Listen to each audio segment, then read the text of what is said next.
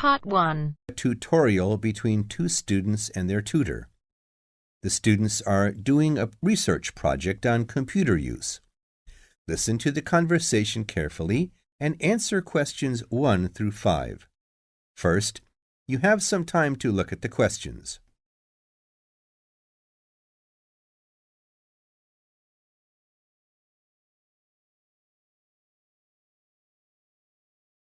Now listen carefully and answer questions 1 through 5. Dr. Barrett? Sammy, come in. Is Irene with you? Yes. Good. Sit down. Right. We're looking at how far you've got with your research project since we last met. You decided to do a survey about computer facilities at the university, didn't you? That's right. We decided to investigate the university's open access to a computer when they need one, so we thought it would be a useful area to research. Good. It's not a topic anyone has looked at before, as far as I know, so it's a good choice. So what background reading did you do? Well, we looked in the catalogs in the library, but we couldn't find much that was useful.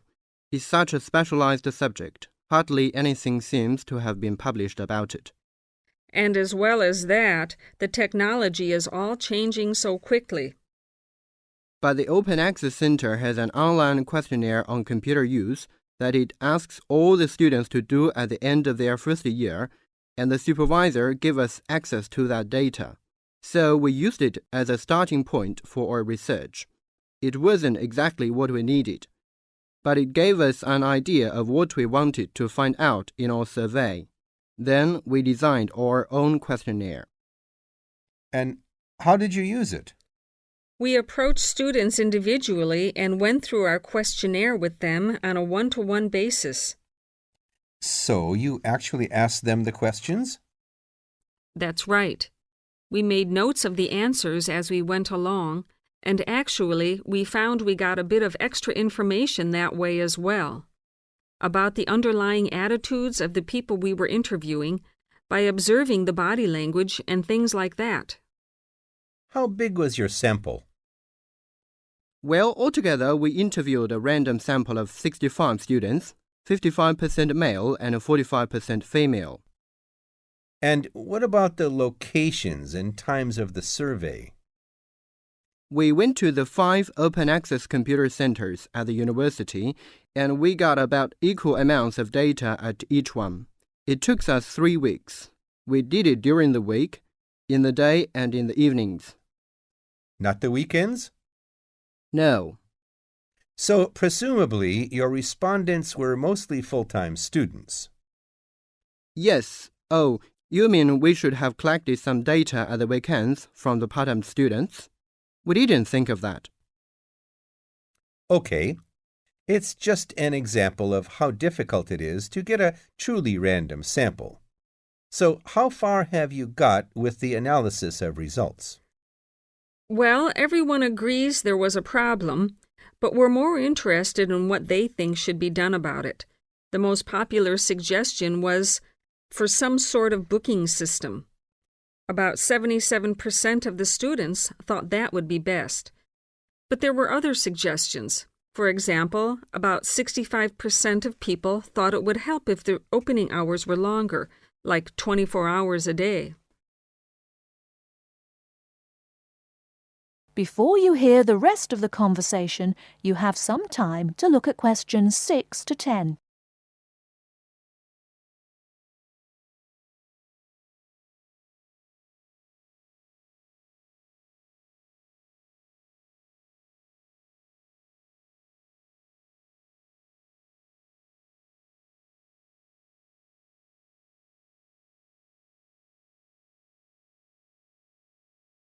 Now listen and answer questions 6 to 10.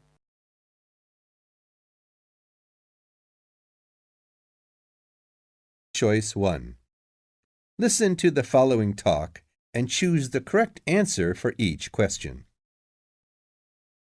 The Atlantic Ocean named for the legendary lost island of Atlantis, has made up for the romantic origin of its name by becoming the most important commercial highway in the world, yet traces of romance continually mingle with the business of the sea.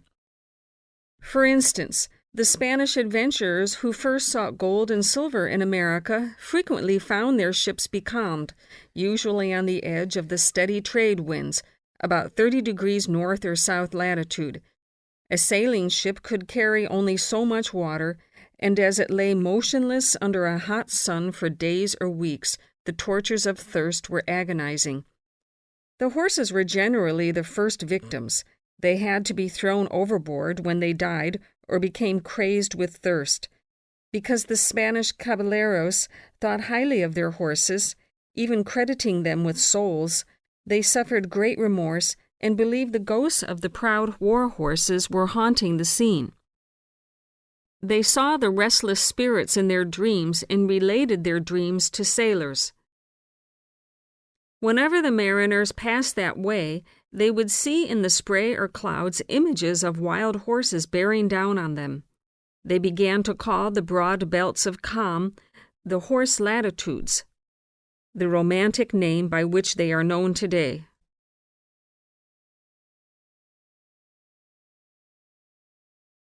That is the end of part 1. You now have half a minute to check your answers.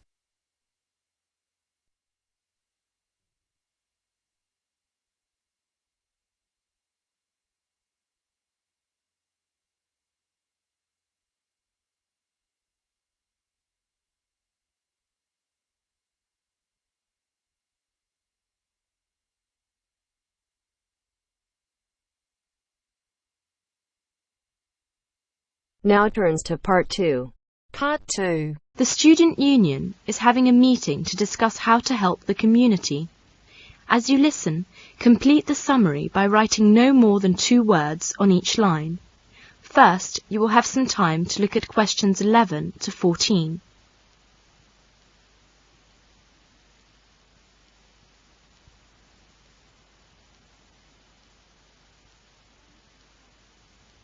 Now listen carefully and answer questions 11 to 14.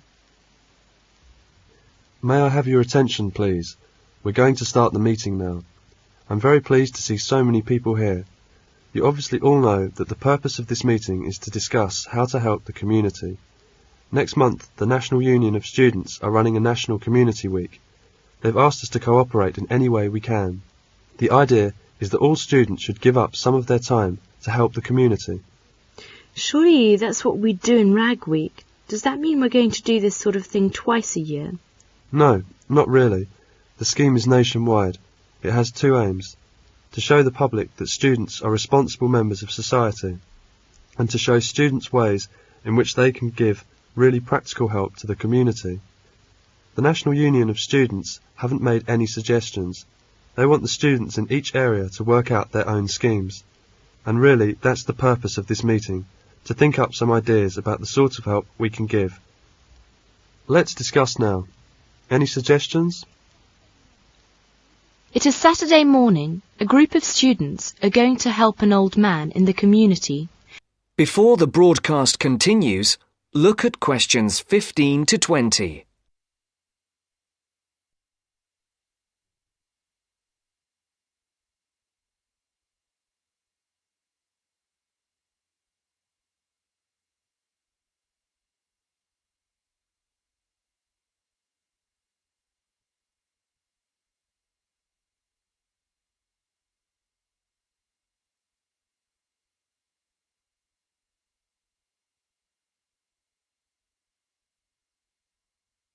You will now listen to the second part of the talk.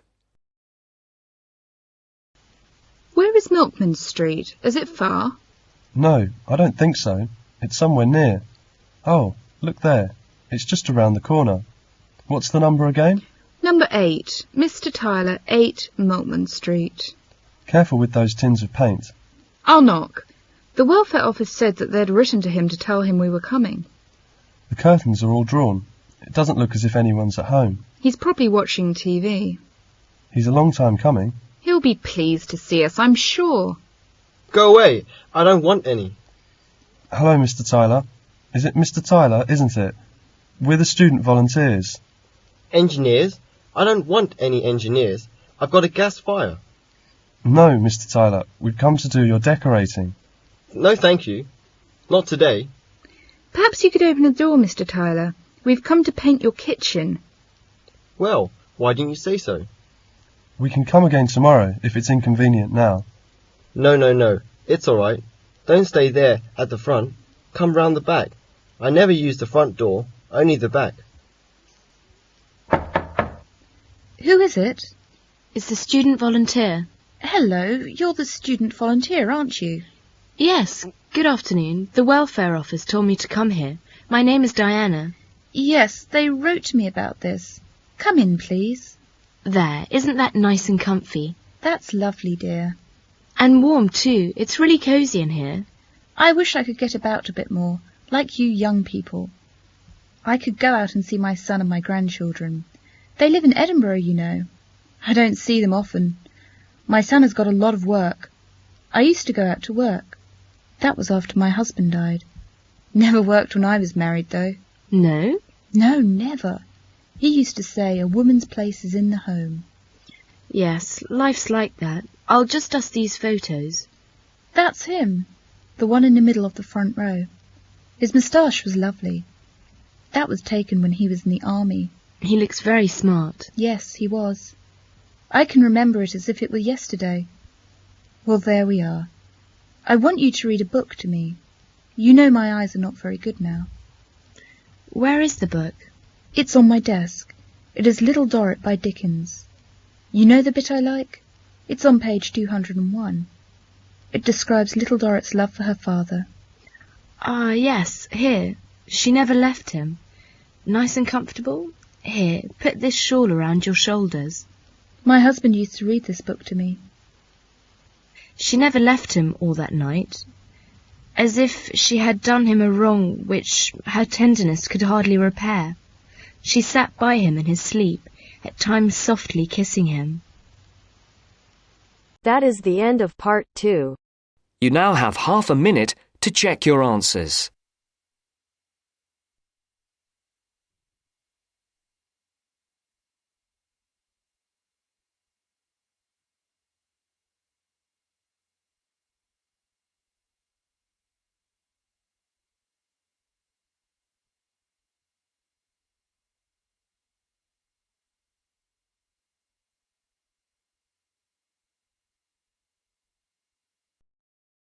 Now turns to part 3. You will hear part of a talk on cultural research. First, you have some time to look at questions 21 to 26.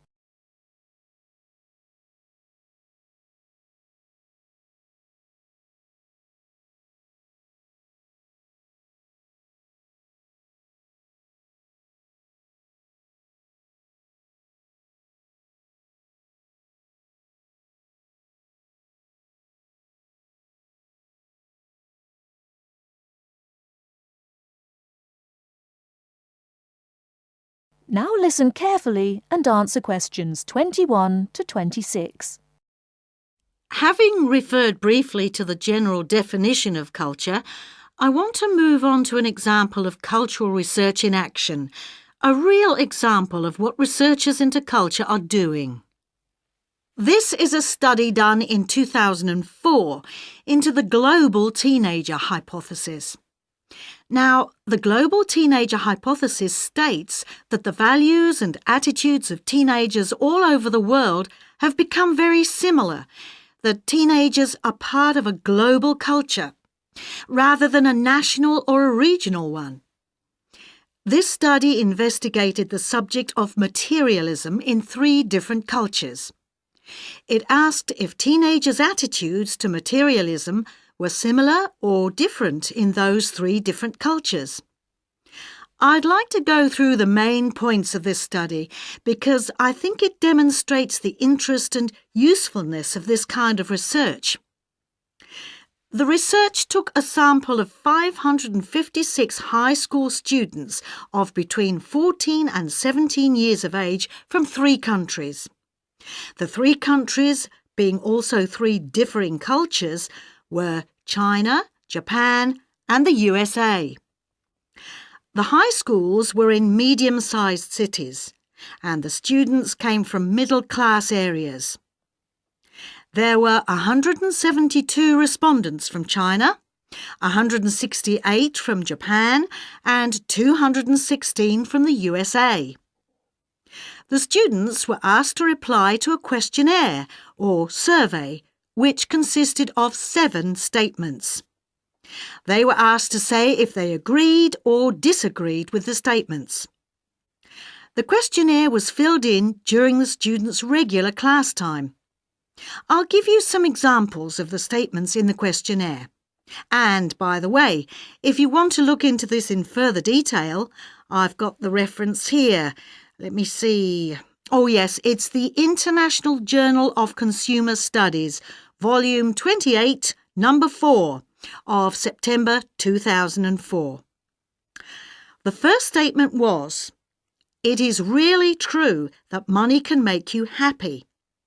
Respondents were asked, as they were asked about all the statements, to give their answer on a scale of 1 to 7. 1 on the scale indicated, "I strongly disagree." 4 on the scale was neutral.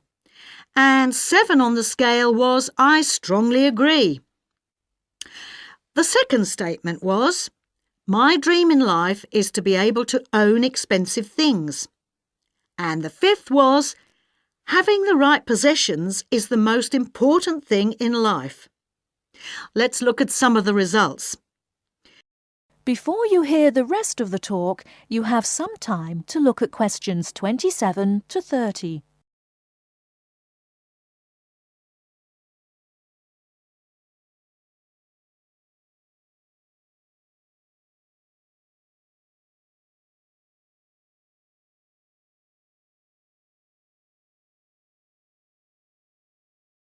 Now listen and answer questions 27 to 30.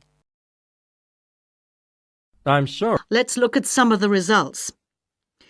With regard to the first statement, it was the Japanese teenagers who agreed most strongly that money could make you happy. The Americans were second, and the Chinese agreed least. However, regarding one's life dream being to own expensive things, it was American teenagers who agreed most strongly with this, and the Chinese who agreed least. As regards the fifth statement about owning the right things, the Americans agreed less strongly than the other two groups. It was the Chinese who agreed most strongly with this statement. I haven't been able to analyse all aspects of the study in this lecture, but it does suggest that the hypothesis is not supported by the data. It may be that the culture of the USA is more individualistic, whereas the Chinese culture is more collectivist or communitarian. However, it does not seem to support the global teenager hypothesis. As always, this is something on which we need to carry out more research. That is the end of part 3. You now have half a minute to check your answers.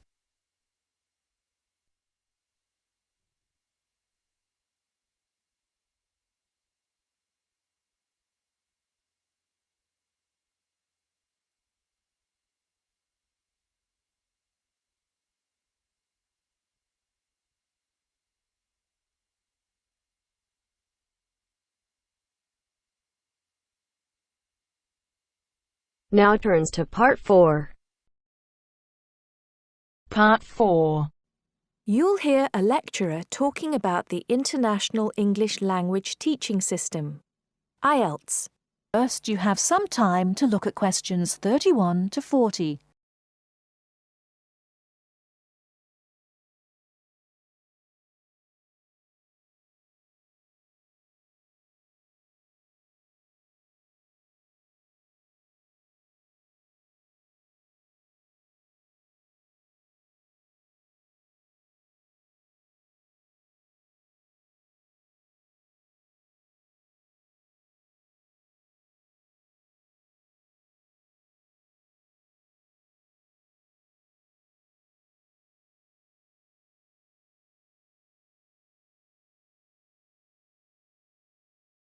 Now listen carefully and answer questions 31 to 40. Remember to write no more than 2 words or a number for each answer. Hello everyone. Now, the International English Language Testing System exam, or IELTS as it's better known, is one of the most successful and popular English language exams in the world today. What we're going to look at now is the history of IELTS and how it came to be so successful. The story starts back in the 1960s when the British Council created an exam called EPTB to test international applicants wanting to study at universities and colleges in the UK. EPTB, by the way, stood for English Proficiency Test Battery. Strange name, I know. This exam mainly used multiple choice questions and by the end of the 1970s was considered a little old-fashioned. So, in 1980, it was replaced by IELTS, the English Language Testing Service. This new exam was much more modern in approach. It was much more communicative, for example, and was intended to reflect how language was used in the real world, particularly in the academic context of universities and colleges. However, during the 1980s, the number of candidates taking the test was quite low. For example, only 4,000 people took the test in 1981. It's true that this had risen to 10,000 by 1985, but if you compare that to the number of candidates who take IELTS each year these days, more than 1 million, you can see why they considered it to be quite small. There were also some practical problems with the test. So, in 1987, it was decided to conduct a review, leading to a revised version of the exam. This was introduced in 1989 under its new name, IELTS.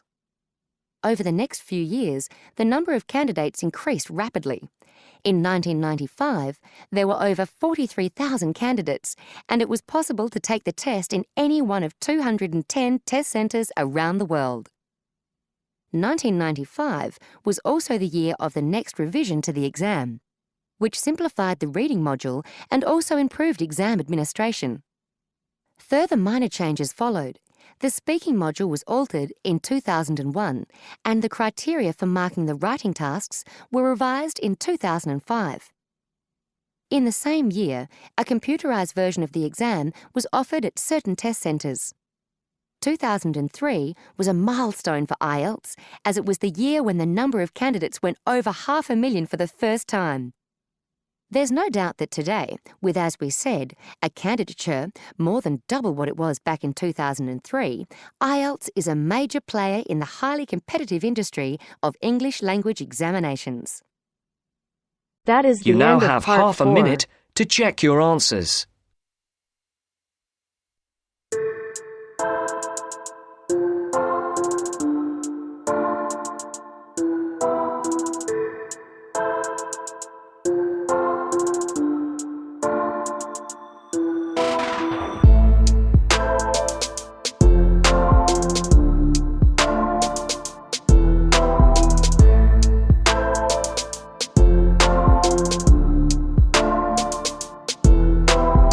That is the end of the test.